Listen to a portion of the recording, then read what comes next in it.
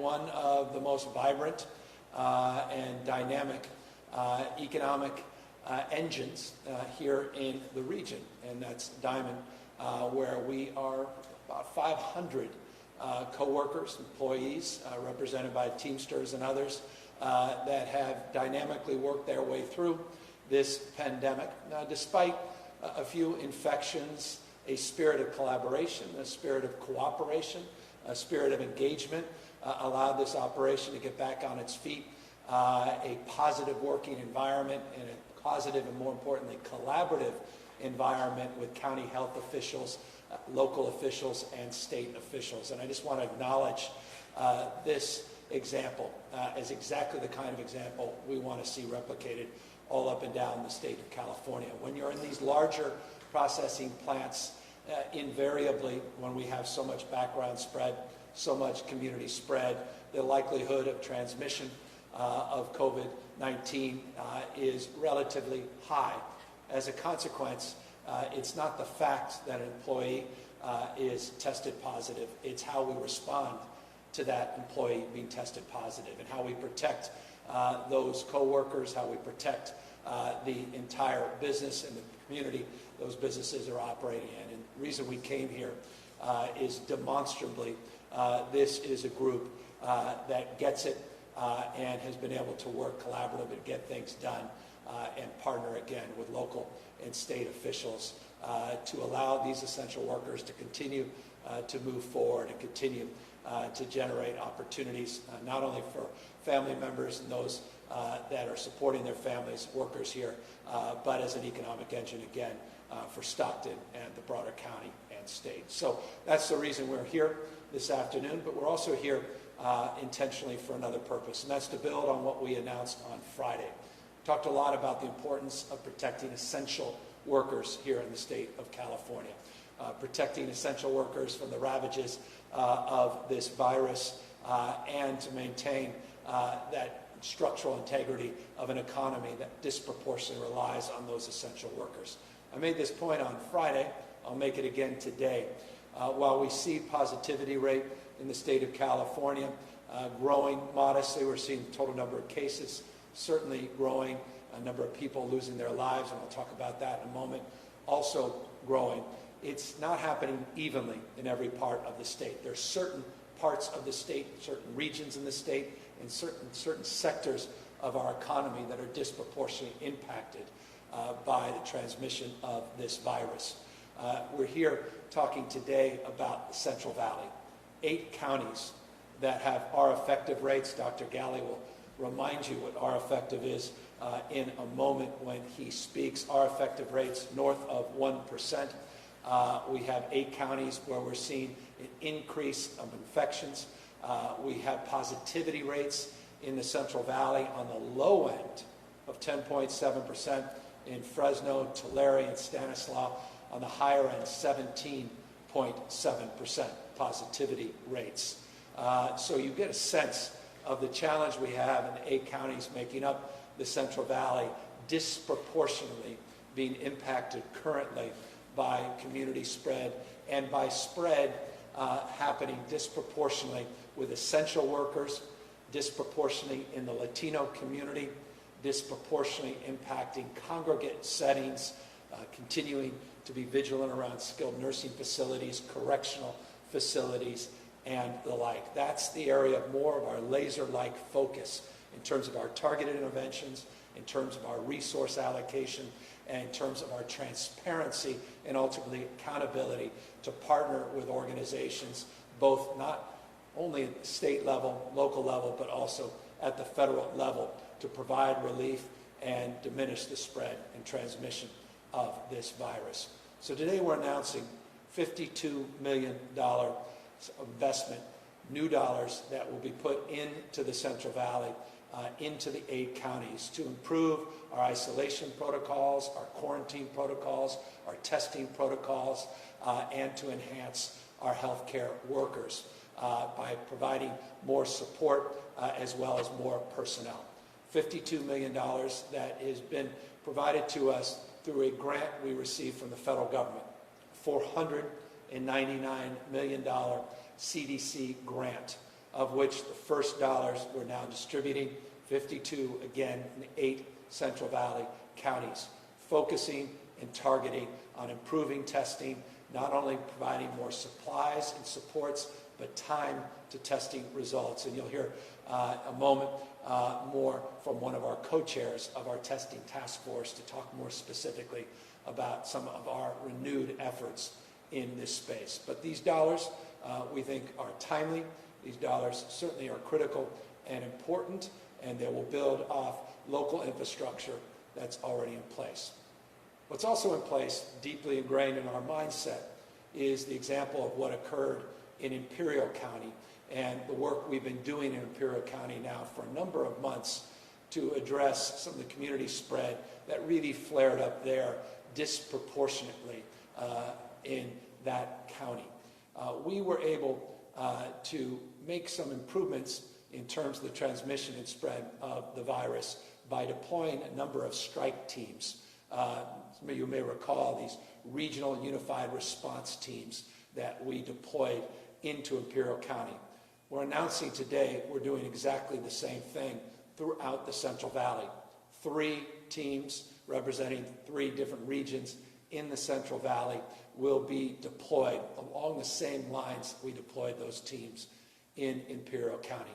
I'll remind you, those teams included members of the Office of Emergency Services, certainly members of OSHA, team members, Department of Social Services, as well as partners that we developed at the local level, including community-based organizations that will be helping us and supporting our efforts to truly unify our engagement, truly unify our approach and framework to mitigate the spread of this disease. We've also created at the State Operations Center what we refer to as the SOC, a new Central Valley task force exclusively focused on the needs of the task force, needs of the Valley. That task force focusing on this unified, coordinated response and focusing on accountability, again, transparency at all levels of government. And so with the new supports, $52 million of new resources we're deploying,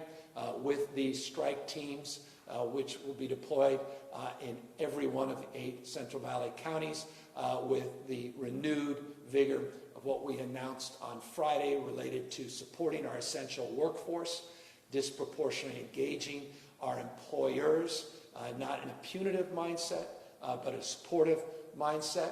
The work we're doing in terms of increasing the acuity of focus related to identifying and isolating and quarantine individuals that may have either tested positive for COVID-19 or have been in an environment where someone was a close contact had been tested positive for COVID-19. That through the additional efforts with our partnerships that we are establishing, we announced Friday, including Project Roomkey, which is being enhanced to provide isolation space and additional supports in terms of housing vouchers, primarily hotel vouchers that we're supplementing, and increased education, more targeted engagement to not only employers but to employees so they know their rights in relationship to sick leave and in relationship to workers' comp. We think we are in a better position this week in terms of these efforts. And so that's the purpose of today's announcement. And Dr. Galley will come up in a moment and fill in a little bit on the details and some more specificity related to these efforts as well. Let me, though, first briefly update you on what occurred over the weekend, update you on the numbers since we last had the opportunity to engage on Friday. The positivity rates in the state of California over a 14-day period are at 7.5%. Left you on Friday, we were at 7.5%. They're holding relatively strong, up 5% over a 14-day cohort. So we've been ranging from 7.4 to 7.5 over a 14-day period. I, again, remind you that's in the aggregate. And the data that I just presented you related to the Central Valley shows a different picture here in the Valley compared to the state of California. Remember, 10.7% In Fresno, 17.7%, Tulare and Stanislaus, 7.5%, however, statewide. The 7-day average, which has gotten more attention, is 7.8%, but 7.5% over a 14-day period. Hospitalization numbers, as well as ICU admissions, are increasing, but at a more modest pace than we saw 2 and 3 weeks ago. You may recall hospitalization rates in the state of California when we announced a 50% growth over a 14-day period raised obvious alarm bells.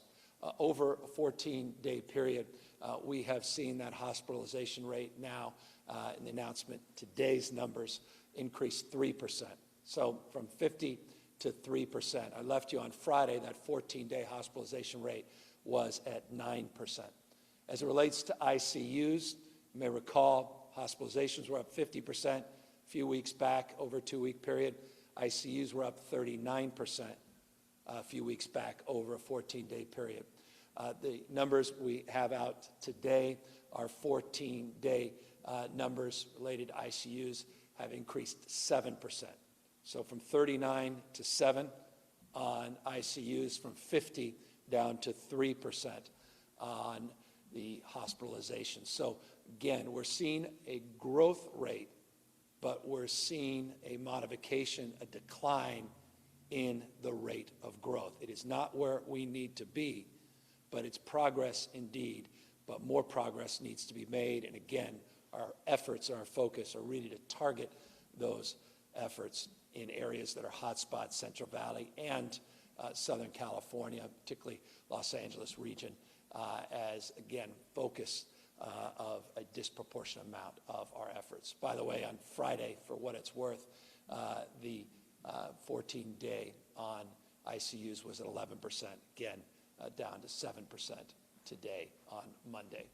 Related to the total number of positive cases here in the state of California, we have averaged, and I again caution looking at daily stats, both in terms of deaths and daily stats in terms of positives, because it doesn't always give you a real picture. We can run with headlines based upon data that appears relatively low, some that appears relatively high, and that's why we prefer the 7-day number. Our 7-day total number of positive cases is averaging 9,859 cases, 9,859 cases over a 7-day period. Number of deaths over a 7-day period has increased from 91, the previous 7-day cohort. The last 7 days, our average number of deaths, tragically, is 109. So the total number of deaths certainly beginning to increase. Don't be misled. The numbers that we're announcing today are just 29 deaths. And I don't say just, because I am not naive about every one of those deaths being a loved one's lives lost and a family completely torn apart. And so our hearts go out to every one of those families. But 29 is today's reported number, but the 7-day average masks 109 average deaths per day. And I remind you, what more evidence do you need than that of how deadly this disease continues to be? How deadly this disease continues to be. For them that some that say otherwise, these points of data and all of the pain and suffering these family members are going through is testament to a different reality. And please, let's wake up to that reality. Tests continue to rise in this state. Total number of people tested positive continues to rise in this state, and number of lives lost continues now to rise again, a trend line we've seen over the last few weeks. 109 average lives lost on a daily basis because of COVID-19. We tested 128,000 people yesterday, and we saw our total number of tests, those tested positive, just shy of 7,000. I think it was 6,891 to be exact, tested positive yesterday. Again, a positivity rate over a 14-day period at 7.5%. I know these numbers, forgive me, can be confusing, particularly when we don't have the benefit of all of that data on our slide deck. I encourage you, as always, to go to the covid19.ca.gov website, covid19.ca.gov website, and take a look at that data, not just data statewide, but data where you live, so you can understand the background rates, you can understand the community spread in your county, in your city proper as well. I want to, though, before I turn it over to Dr. Galley, just say a few things about this city, Stockton, and how proud I am of their mayor, Mayor Tubbs, who's really been leading the charge in this county. We're in a county that is struggling with an increase in the rate of infections and transmissions. A county, Stockton's in a county that is being challenged currently by staffing pressure in its hospital system, increase in the total number of cases in its ICUs, and that's why, because of Mayor Tubbs' leadership, because of his forthrightness, his willingness to really lead in many respects in this region, this is a part of the state where we have been able to get the support of the federal government and bring in these Department of Defense ICU healthcare teams. We now have 5 of the 8 teams. Those are the 190 personnel we got from the federal government that have come into the Central Valley, and notably, one of those teams is right here. And I want to just thank Mayor Tubbs for his leadership and for his demonstrable commitment that constantly is reminding all of us that good enough never is. And so we remain vigilant. We're trying to help decompress some of the stress within the hospital system with additional personnel. We recognize more personnel needs to be forthcoming. That's why it's important to note that $52 million commitment that we're announcing here today. But in addition to that, we continue to work to try to collaborate within the healthcare ecosystem. And remember, when one hospital is coming near capacity, that hospital system, that hospital is part of a system that has a coordinated capacity for mutual aid, not only within the county, but also outside the county. And so we're dealing with staffing flexibility. We're allowing for more of that. I think 64% of the 45 hospitals in the Central Valley have requested some flexibility on staffing. We're doing that to address some of the staffing anxiety, but we're also supplementing through some of the DOD personnel as well as Health Corps personnel, in addition to these strike teams that we've assembled that have many, many agency stripes, many that I referenced just a few moments ago. So, essential workers, a focus that really needs to be made on the Latino community, continue to do more and better to raise awareness and to educate young people. That cohort, 18 to 49, continues to see a disproportionate rate of growth in terms of infections and transmissions. And a reminder, before Dr. Galley comes up, as always, of the power and potency of this non-pharmaceutical intervention, wearing a face covering and a mask. We've been doing a lot of research, a lot of surveys, and in many respects, could just be anecdotal. While people have done, I think, a very good job, not universally, but disproportionately a very good job in their workplace environment, wearing the masks, what tends to happen is we are also letting down our guard, not just at our workplace during breaks, during lunch, perhaps before and after work, but we're also seeing people that may be very, very vigilant in terms of face coverings at work, not be as vigilant when they're home with friends and family. And so another critical component of mitigating the spread of this virus is also reminding people, and you know we're educating, that was part of the announcement, and the new resources we're putting directly into this effort that we announced on Friday, but reminding people that friends and extended family, when you've been with people outside of your household and you're mixing, you're putting their lives at risk and your own life at risk if you're not wearing face coverings.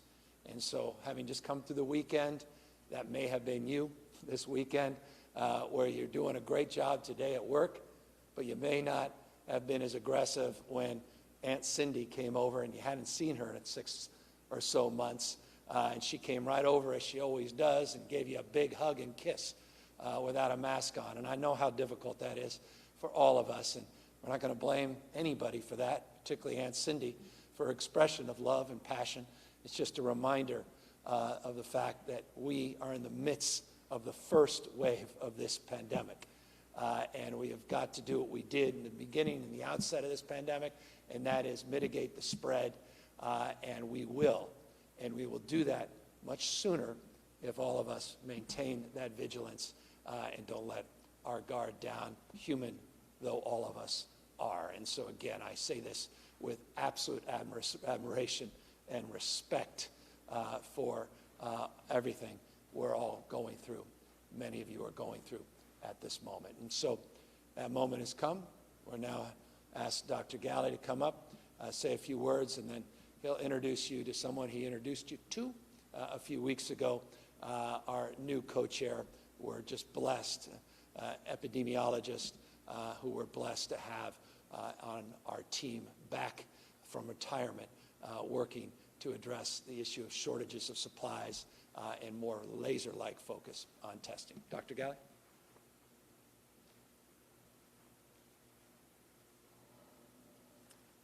Thank you, Governor, and it's great to be here today in Stockton. I just want to echo the thanks to Mayor Tubbs, to the County Administrator, Monica Nino, and to Dr. Maggie Park, who has been a great colleague over the last many weeks. She's the local health officer here in San Joaquin County, who I know many of you are familiar with here locally, and just really working hand in hand across a number of tremendous public health leaders in the state who are trying to keep the drumbeat going on how we keep transmission low in our communities. We're here today in the Central Valley for reasons the governor already laid out. We are seeing top-level, high-level transmission rates, test positivity rates as high as 18% in some of the counties. We're seeing an inordinate number of cases across many of the 8 counties in the Central Valley that reach between 250 persons infected per 100,000 over 14 days, all the way north of 450.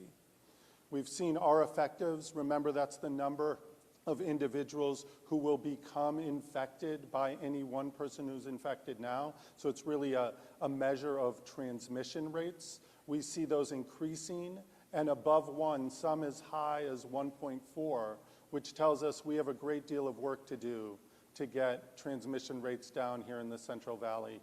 As the governor mentioned, the hospital beds as well as the ICUs in the 45 hospitals in the 8 counties here in the Central Valley are feeling the pressure.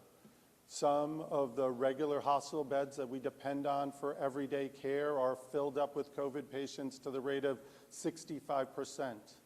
Same thing in the ICU beds. Some of the smaller hospitals, their ICUs, small and mighty and important to the community, some of those 65% of the patients today in those beds are COVID positive. So what that tells us is the moment is now to continue to work between the state and our local partners to get a handle on what's happening in the Central Valley.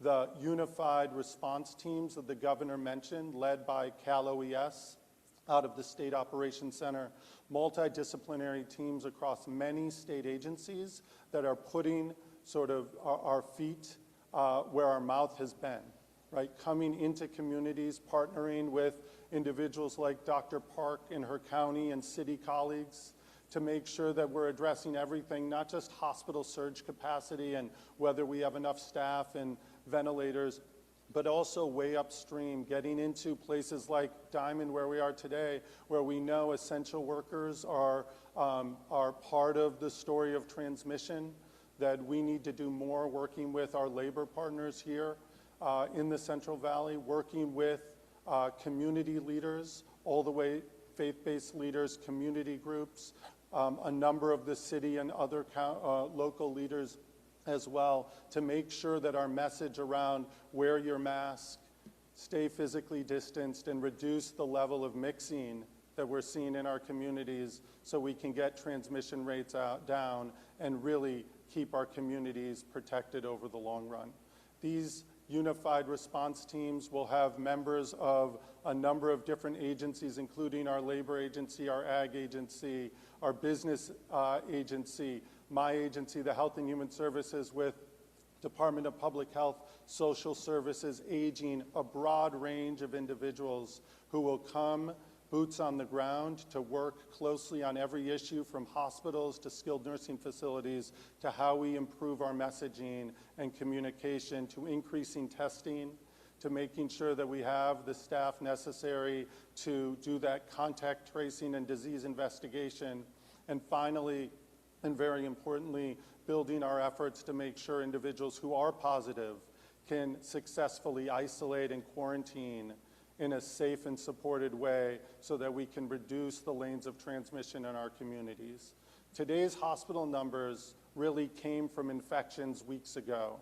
So if we want the situation in the hospitals here in the Central Valley and throughout the state to improve, especially as we're knocking on the door of flu season and the normal amount of surge in those hospitals in the next few months, we need to do today redouble down our efforts to improve our own behaviors, the behaviors in our community, so we can get transmission down, so these numbers in the hospital are reduced in the next few weeks.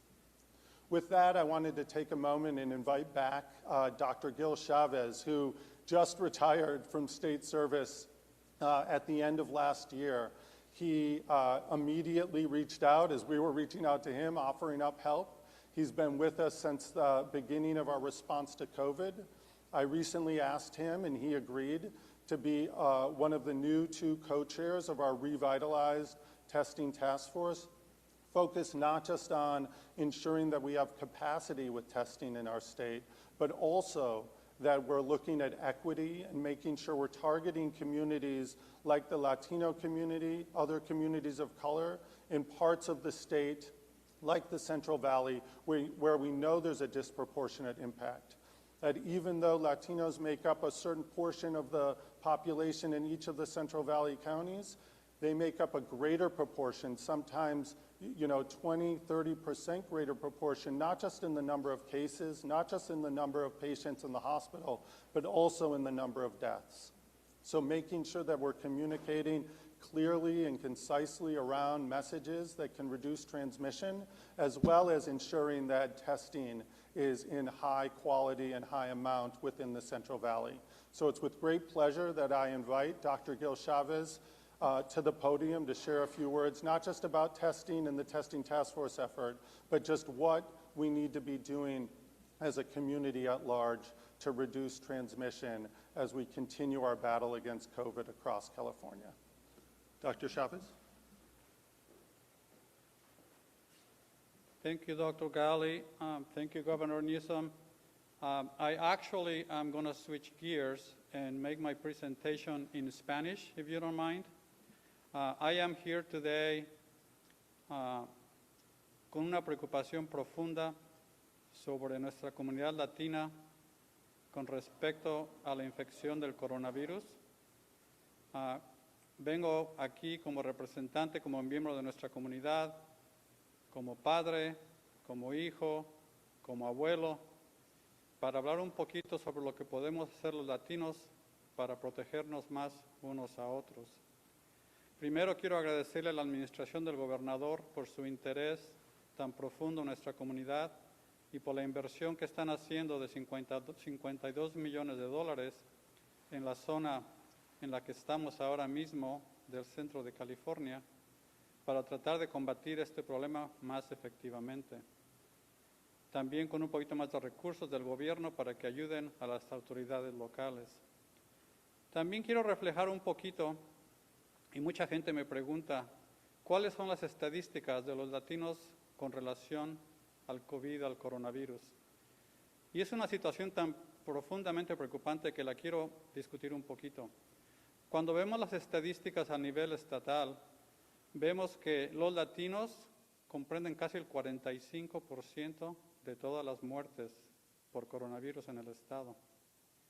Más importantemente, en algunos grupos por edad, la gente más joven, hay grupos que tienen casi el 70% de la muerte son en esos grupos de edad. También hay un mito de que dicen que la gente joven tiene infecciones del coronavirus muy leves y que no es gran problema. Les aseguro que en nuestra comunidad latina, las infecciones en la gente joven no son siempre triviales. Tenemos muchas infecciones en gente joven en edad reproductiva que resultan en la muerte.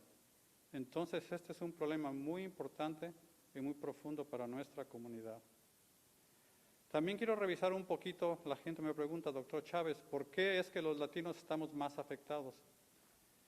Y en base a la investigación científica, al conocimiento que tenemos de los casos, hay 3 ideas fundamentales de por qué esto está sucediendo. Primero, tenemos en la comunidad latina una gran proporción de enfermedades crónicas, sobre todo en la gente de edad avanzada, diabetes, hipertensión, obesidad y otras enfermedades que nos ponen a más alto riesgo de la infección y más alto riesgo de que nos enfermemos severamente si nos da la infección. Segundo, vivimos en situaciones familiares y personales que muchas veces aumentan el riesgo. Yo tengo familia, tengo amigos en que en una casa vive la abuela, vive el papá, vive la mamá, viven los hijos, viven los sobrinos. Entonces son casas multigeneracionales donde hay gente de diferentes niveles de riesgo. También tenemos situaciones en que estamos viviendo con otras personas por situaciones económicas. Hay casas en que hay 3, 4, 5, 6 gentes compartiendo una habitación. Todo eso nos pone a más alto riesgo. Y por último, tenemos la situación ocupacional. Los latinos estamos sobre representados en los servicios esenciales que tienen que asistir para que la comunidad siga funcionando. Somos las personas que trabajamos en la agricultura, somos las personas que trabajamos en situaciones de apoyo a nivel de hospitales, a nivel de toda la comunidad. Somos la gente que prepara alimentos, somos la gente que conduce autobuses, entonces somos gente de muy alto riesgo en cuanto a exposiciones, porque no podemos estar en casa siempre encerrados, tenemos que salir a la calle. Entonces, por todo eso, los latinos tenemos un alto riesgo del coronavirus. Pero hay cosas que podemos hacer como comunidad para protegernos, muy, muy importante.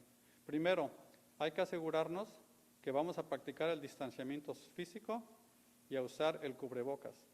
Este cubrebocas que me ven, yo no me lo he quitado porque se ha convertido en mi mejor amigo. Yo no salgo de mi casa sin mi cubre cara, porque esto yo sé que me protege a mí y protege a otros miembros de la comunidad. Entonces yo quiero realmente recomendarle a la gente que siempre que salgan de su casa, siempre que no puedan practicar distancia física, se pongan un cubrecara. Muy, muy importante. Segundo, el distanciamiento físico tan importante. Yo sé que es un poquito difícil siempre pensar en esto y practicarlo, pero a largo plazo reditúa mucho.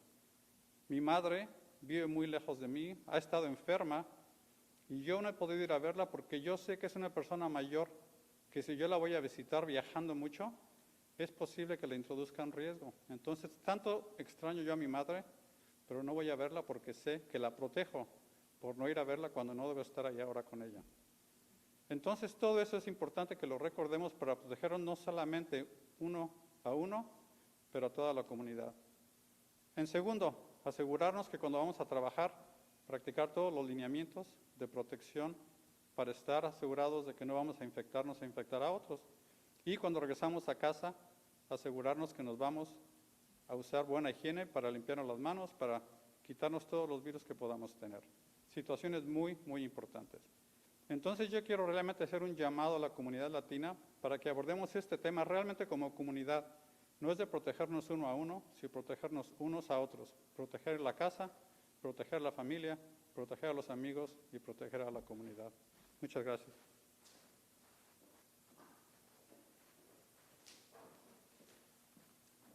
Thank you, Doctor. And again, thank you for all your leadership and support on this testing task force. And I'll remind you, a few weeks ago, Dr. Chavez was announced as one of our 2 co-chairs of a new testing task force effort. You may recall 100 or so days ago, a little over 120 or so days ago, we were averaging about 2,000 tests a day.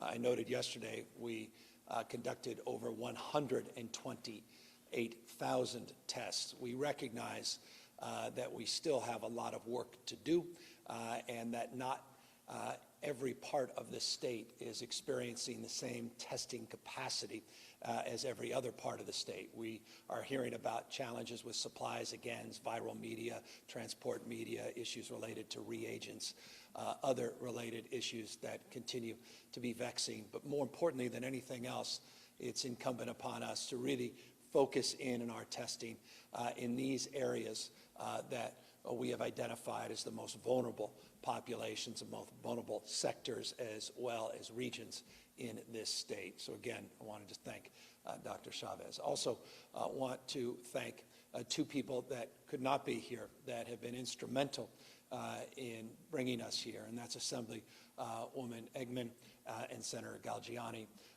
The legislature has to confer and meet as it relates to the distribution of these $52 million of new funds into the Central Valley. I want to thank them for their leadership and their support of that effort. I want to thank many of the other elected officials, representatives in the Assembly and Senate as well, for their counsel and advice as it relates to distribution of funds. Not just distribution of funds. I noted just a moment ago when complimenting Mayor Tubbs. Fact is, we have those resources coming from the federal government, and those resources and the decision-making is guided by local decision makers, and they are instrumental in those efforts as well. Look, we have an enormous amount of work still to do, not only here in the Central Valley, not just other parts of this state, but all across the state of California to ultimately vanquish this disease. We now have 37 counties. We just included Santa Cruz on the monitoring list, 37 of our 58 counties now on the watch list. This is referred to the monitoring lists. Those are the lists, or those are rather cohort of counties that are on that list that are getting most support in terms of targeted intervention and efforts to mitigate the spread of this disease. Let me thank Dr. Galley as well and Mark Gilladucci for their efforts in terms of the creation of this task force in the Central Valley and the framework to get ahead in terms of mitigating the spread of this virus in the Valley, learning the lessons from Imperial County and some of the examples, partnerships that really proved to be incredibly, well, successful. And that is said very soberly, because we recognize while we've seen some progress, significant progress in Imperial County, we still have a lot of work to do in that county as well. So that's the update for the day. And now, of course, as always, I look forward to answering any questions, and Dr. Galley and Dr. Chavez are ready to answer them as well. Good afternoon, Governor. Nicole Nixon with CAP Radio News, and I'll be asking questions on behalf of the press today. Speaking of the state watch list, Angela Hart with Kaiser Health News asks, most counties are on the state's watch list, so do you have any plans to reconsider your approach, allowing counties to open at their own pace based on local conditions? At what point does there need to be consistent and uniform statewide standards for public health order mandates? Well, there are statewide uniform standards, and we certainly have organized 93% of the population represented in those 37 counties. But there are counties that are not represented on that watch list. There are unique conditions that exist and persist within that cohort of 37. Let's just, for example, pick the 8 counties here that make up the Central Valley. Even within the Central Valley, you have positivity rates, 10.7% in Fresno, and Dr. Galley just referenced high as 18%, 17.7% in 2 counties. Different conditions, different challenges, even within a broad geographic region that often is identified in the same breath as one region. So my point is, one has to get under the hood, one has to distinguish, and as a consequence of the protocols we put into place as relates to our monitoring lists and the criteria we use to monitor, That's a dashboard as it relates to positivity rates, relates to ICUs, hospital capacity, relates to testing protocols, isolation, quarantine protocols. Each county has their different capacity, different needs, and different expertise. All of those will be assessed on an individual basis as it relates to the further modifications of the same. The legislature reconvenes today. They have a lot on their plates with pandemic response and other issues. Have you spoken to legislative leaders about a possible special session, and would you call one if there is not enough time for them to get through everything? Yeah, as needed, we'll consider it, but as needed. And right now, I have not called for one. It's suggestive of our current position, but again, it's a dynamic process, and we'll be adaptable and we'll be flexible, and we could not be more proud of the partnerships and the leadership of both the Assembly and the Senate. Legislative Democrats unveiled a $100 billion stimulus package today. Have you spoken with any lawmakers about this plan? And if so, just want to get your reaction to it. I haven't had a chance to review. There were a number of modifications that were made recently. I haven't had a chance to review it in any detail.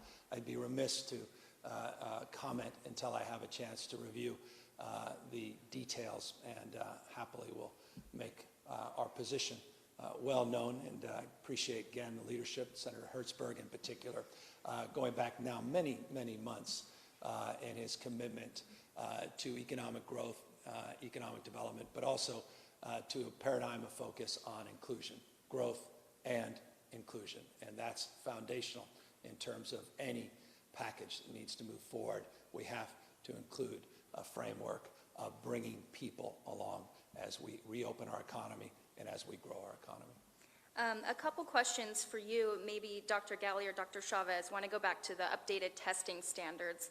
One, have those new guidelines made meaningful changes in who is getting tested or allowed us to better understand and contain outbreaks? And if not, why not? And also, can you clarify how the new guidelines apply to individual people who want to get tested? Is the state still advising anyone who wants a test to get one? Are you still encouraging everyone to go to the state-run testing sites? No, it's an opportunity, again, to have a chance to remind people of what the new protocols and procedures and priorities are. And now we have our co-chair and the head of HHS will do just that.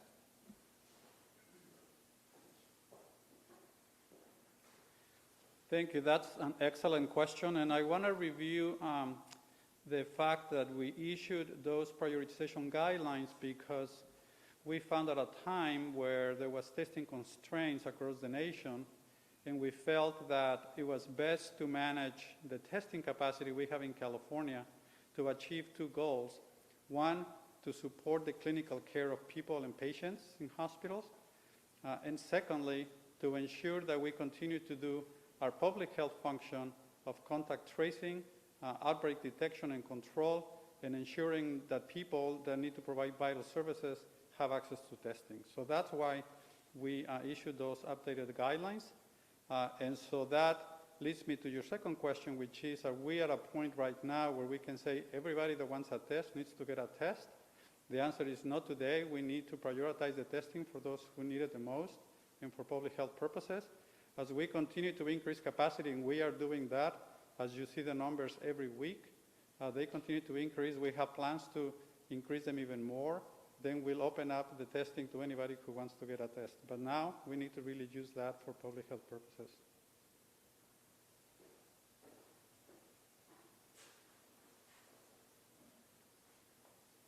Just to pick up on one other part of your question, which have we started to see a difference now that we have the new testing guidelines there?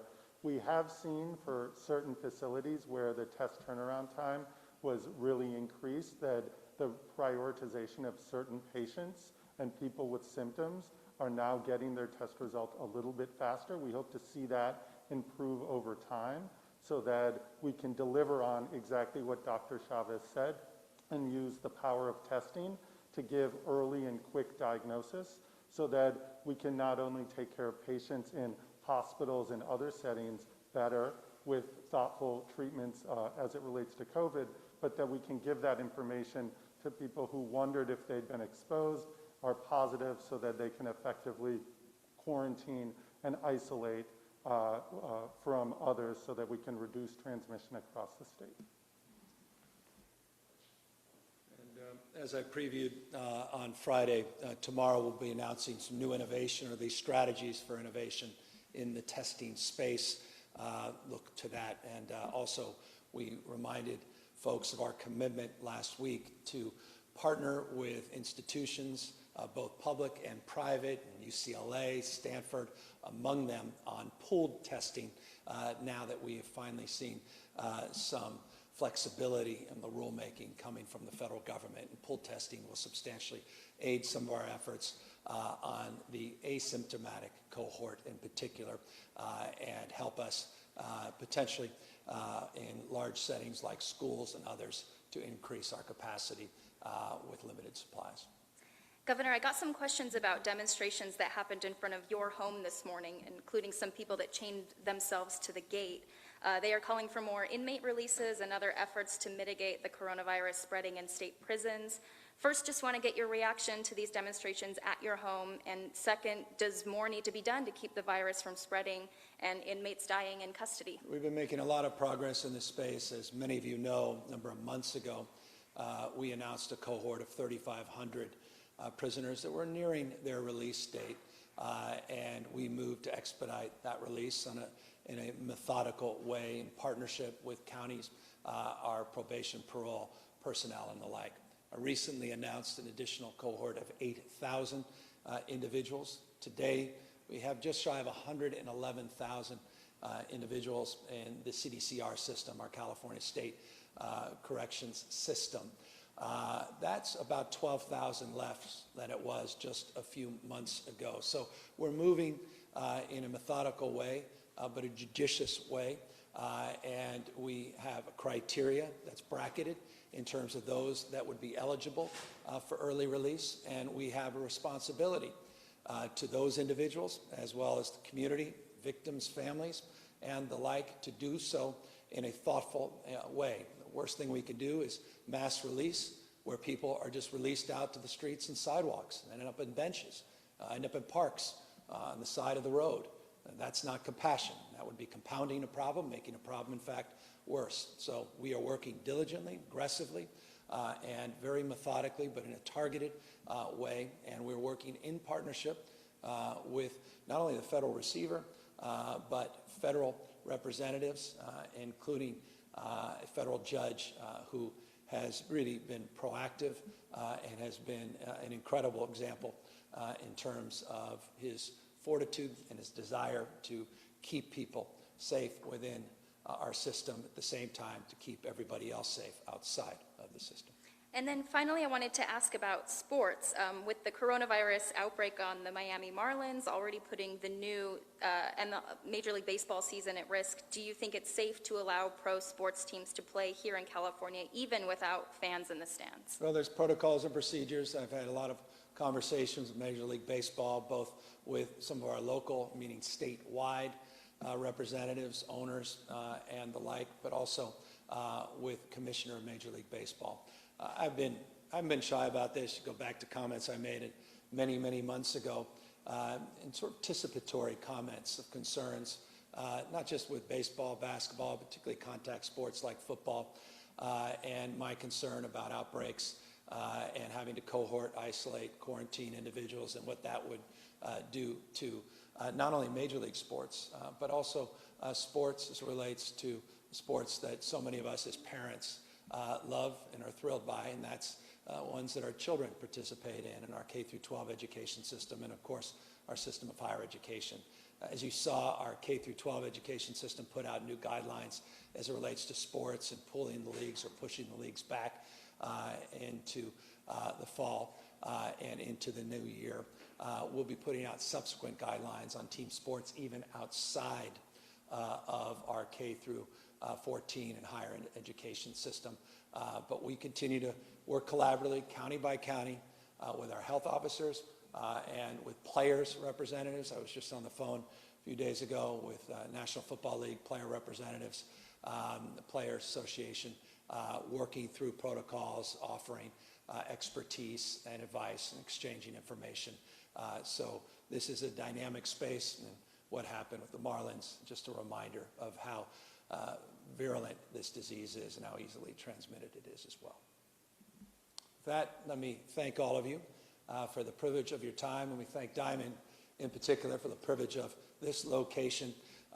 Thank you as well to Diamond for being a big part, I'll end as I began, that they've been a big part of the economy here in the Valley, big part of the community here in Stockton. And I want to just thank them, their entire team, for their graciousness, support this location, and their cooperative spirit, an example of what business can do and should do in partnership with local health officials, county as well as state officials in operating in this environment. I again want to thank Mayor Tubbs and his team, as always, for their leadership and for their stewardship, as well as their accommodation here today. And all of you, thank you for your vigilance through these difficult times. I'll just end by stating the obvious.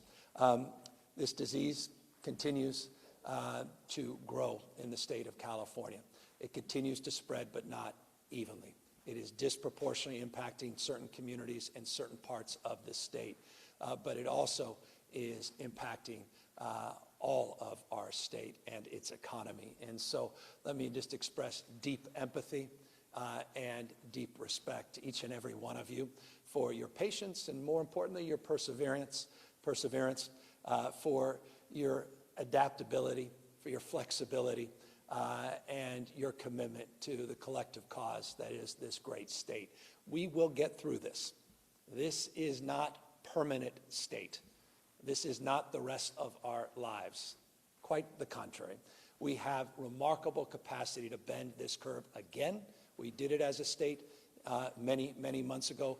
We will do it again, and there are areas where we are seeing progress, and I noted those as it relates to the rate of growth beginning to diminish on hospitalizations and ICUs. But that, again, does not tell the entire picture, because in certain parts of the state, including where I am, we are seeing an increase, and that impact is profound, and it's precisely why we made the announcement we have here today. And so let me thank all of you for your continuation of the theme to wear face coverings, to practice the social distancing, the physical distancing. And please, in closing, again, I can't mandate anything. I can only help influence. Just to consider not only yourself, but your loved ones when you are with friends, when you are with extended families outside of your household. All that good work that you're doing at work, and when you're outdoors and you're going grocery shopping, bring that home as well, particularly when you're bringing other people to your homes, so that we can more quickly mitigate the spread and transmission of this disease. We'll get there together, and we'll get out on the other side more capable than you could ever imagine as a state, and I believe this as a nation. So let us continue that cause collectively, and let me thank you from the bottom of my heart for everything you've done to date and your perseverance and your persistence to get us through this. Take care, everybody.